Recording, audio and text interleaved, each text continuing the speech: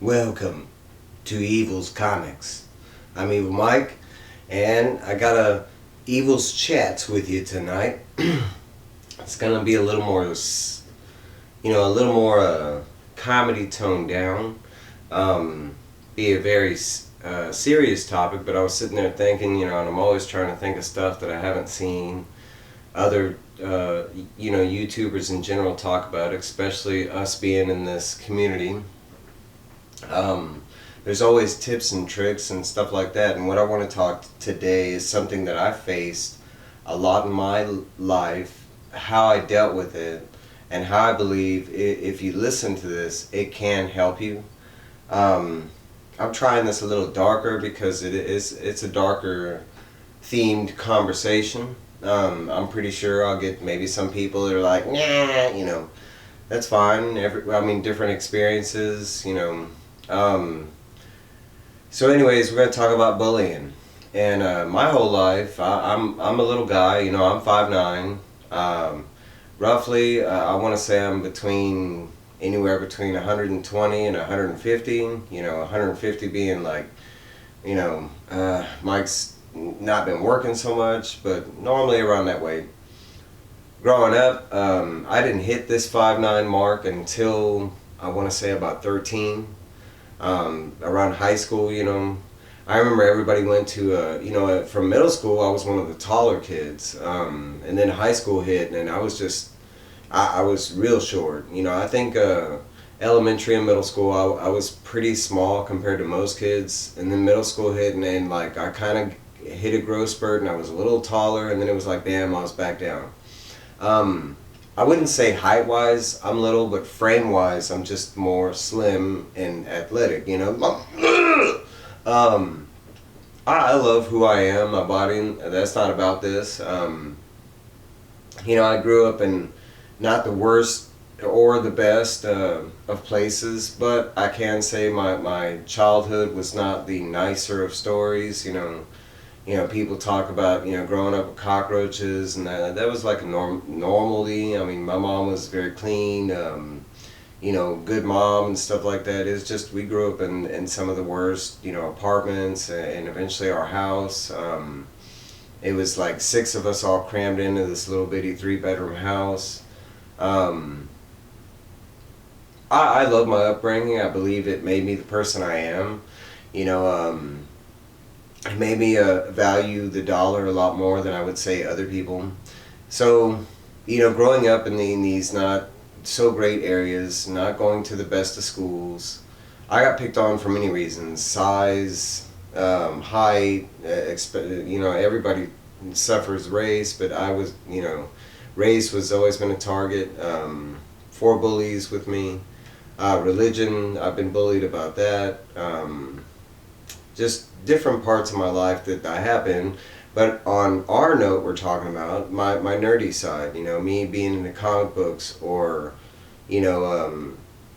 nerd-ish movies, pop culture stuff that we all love, like sci-fi and horror and comic book movies and stuff like that. I can still to this day watch anything animated, and I don't see anything kid about it. I don't get this concept that toys and comics are made specifically for kids. Guess what? Who's making them? They're a little kid making that Hot Wheel, and they better not be, but yeah, adults designed this stuff. They thought of this stuff. Yes, I understand it was intended for kids, but come on now. There is a big fan base for everything child that you can think of that has an adult, fan base behind it. So I've encountered bullies my whole life for one reason or other, and sometimes not anything towards me. I've been jumped at random for no reason at all, just wrong place, wrong time. Now growing up, I can say I wasn't the most physically fit kid. I was an indoor-outdoor kid. I was that gamer, comic book nerd, toy collector inside, but I also spent like half the time outside. I'm nice and tan for most white people because I do spend a lot of time outside. Currently, I don't play any sports or anything like that, but growing up I did. I think I played every sport: basketball, football, baseball, hockey, golf, tennis. I swam. I'm an excellent swimmer. I love swimming. Um, and those are just some of the. I love rollerblading. I surfed. I horseback rode. Um, so, anyways, you know, growing up there, I was taught that there was only one way to deal with bullies, and cue the video clip. Wait, I can't do that yet, but I mean, how many times have you seen that traditional, you gotta stand up to your bullies, you gotta fight them or they're never gonna leave you alone? I'm here to tell you that don't work, and it's total movie magic BS. That has never worked for me, and guess what? Mike can fight, because maybe after the third time I got bullied and beat down, yeah, Mike started picking up some stuff. And I want to say one of my greatest, my one of the things my father taught me was actually how to fight, and he kind of set me aside and told me, look, son, I watched your little neighborhood scuffle with that kid, and he's like, you can't fight, and I feel bad. My dad's a big burly. I mean, honestly, he looks like Wolverine with Popeye arms. I mean, he's a lot bigger version of me. Same height, just you wide. But my dad had told me that a lot of that movie stuff and TV stuff, and he said that's what I was trying to do. Like I was waiting for the guy to punch and block, and he was like, man, there ain't no rules. He was like, if someone instigates a fight with you, I mean, it's on. At this point, that's your life on the line. He might not be going for your life, but accidents can happen. He could hit you in the wrong spot. You could fall, trip. He was like, at this point, it's all about protection. So my dad, quickly taught me how to defend myself in those situations, and I took some stuff to heart, and I tell you what, it has not failed me. I am not a violent guy at all by nature, but that doesn't mean that I don't have a violent side if provoked, let's just say.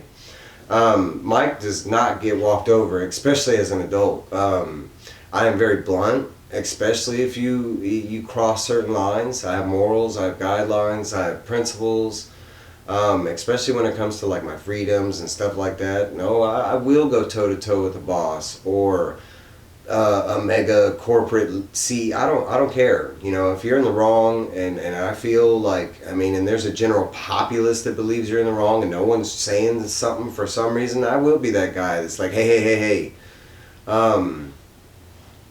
So one thing that has really helped me really beat a bully, and I'm not talking about physical, you don't have to throw any punches, but this kind of goes both ways, and it kind of goes into one of my philosophies, and a lot of it's a concept that I don't understand, that it affects people in this way, and just the logic behind it. But I'm gonna lay down some facts to you. We give power to words. What word? All words. Any words you can think of. There's emotion behind them. There's depth, description, imagination, but all words, we give power to it. We invented these words to describe or compare or whatnot on something, right? Now, evil is aware there are some very hateful words out there. And yes, guess what? They have a power. We gave it that power. But we gave it that power. You as a person and me as a person, I've come to find out that, I mean, none of those words can really affect you unless you give it power. I have been called every racist, white term in the book. They don't bother me. A lot of them make me laugh. I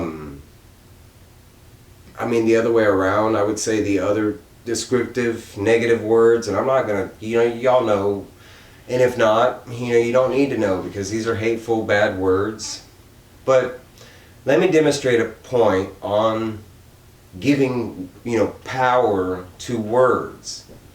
I mean, first off, every written, spoken language is invented by somebody. A group, a collective, somehow got formed by us human beings. Second, words get made up all the time, and we put depth and weight and definition behind them. We give it that power depending on what the word is. I could tell you that the hoop scrap on a rabble Wulubu, yeah, it's all made up BS, but at the same time, if somebody recites that and somebody else recites it, does become a common, phrase, and we give power and depth and definition to it. Now that's a rough, loose example on the real words I'm talking about. But specifically with bullying, words have power. And it goes both ways. In my situation, fighting back, it does one or two things. One, you get your ass beat if you don't know how to fight. And guess what? It tells the bully that he can keep picking on you, and then he doesn't have to worry about you fighting back because he already knows he can beat you. Second, if you do stand up and you manage to be that guy that's powerful with words, but maybe not with your fist, he's just gonna walk through those words no matter what you tell him. And he's a bully. He's attacking you for specific reasons because he thinks you're weak, or whatever the reasons he's bullying you for, he or she. I'm using he as a metaphorical reference. I don't mean to genderize. There are male and female bullies out there. I have encountered both. Some don't even know they're doing, they are bullying. It's kind of like in their nature for some reason, and that's kind of like a bigger point. I think it's in all of our natures, and we do it on small or big levels. Yes, that Mike has never been a bully. I don't pick on other people, but you're talking about people to people. You think about like insects or animals, or I can't say the same. Animals, I've never bullied an animal, but bugs. There's been some times Mike has stepped intentionally and killed a bug. Been like, take that. And in form, you could say that is a very, a bullying. But back to the power on words with a bully. A lot of ways that we are affected by a bully are not physical, they're verbal. And it's funny because I've heard people talk about those verbal abuses that they took, and years later it's bothering them and causing them a lot of stress and anxiety because they constantly go back to them. And guess what? That bully is not even in their life. They haven't seen him for like 15, 20 years, what have you. And the bully's still winning because he has that power over that person. He's still affecting him from wherever he is, the grave, across the ocean, down the block, but he's still winning because those words that he used or whatever affected you, it's bothering you to the point he's not even around. He or she is not even there to physically bully you in person anymore. It's just the fact that it's that moment's and stress in your mind, and for some reason you can't get past it. And that's the power of words. The only time I take offense to people's words when it comes to me are from people that really know me. People that have known me for years, really know the person I am. I go to work and people see that I've worked at my job almost 3 years now, and they see a version of me. It's not the real version. I don't go to work and talk about comics and do impersonations. And I'm a nice guy. I'm friendly. I'm a hard worker, but it's a version of me. I want to say that I want to give this version, this 100% of evil Mike, to the world, but we always hold something back, So when you think about it, that bully that was able to bully you back then, whether it was one encounter, many encounters, that power behind those words, whatever he or she said to you or described or insulted or whatever it was, you're giving it that power to hurt you, If you really thought about it, well, what's the what's the bully do to you? It's not like, I could understand if it was your mom and she said something insulting, especially if you had that type of relationship with your mother that's loving on a back and forth type of relationship. then take it to heart. That person knows you and loves you, and all of a sudden they just come out of crazy town with, "Oh, you're horrible and you suck." And yes, that should be those moments in life where crippled. Oh, I can't believe she thought that. Oh my God! Like, what do I need to do to apologize, to change? But a bully, most I can say, and I've been bullied a lot, but they were all like brief encounters in my life. I can honestly say even the school bullies that I went to school with, I might have went to them, I might have had a consecutive year where it was like one year I had the bully and the next year I got him in another class or something like that. But that was only like 2 years of my school life. I had a lot of bullies that kind of popped in and there, along the years, but that was it. So that's step one of this help. If you can really get past that belief that words somehow have this power of affecting you, of crippling you, of that depression mark, oh my God, this person said this about me and it hurt me, or it got me enraged. I see a lot of people and all they have to do is mention someone's mother and man, they'll go to stabbing and shooting, and I'm like, that person don't even know your mom. Why would you take offense to it?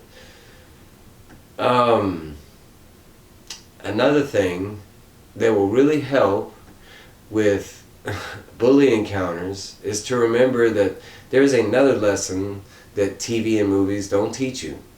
But there's a big lesson about life, and it's like one of the biggest fears of us as human beings, but it's tied with death, yes. But it's really being forgotten.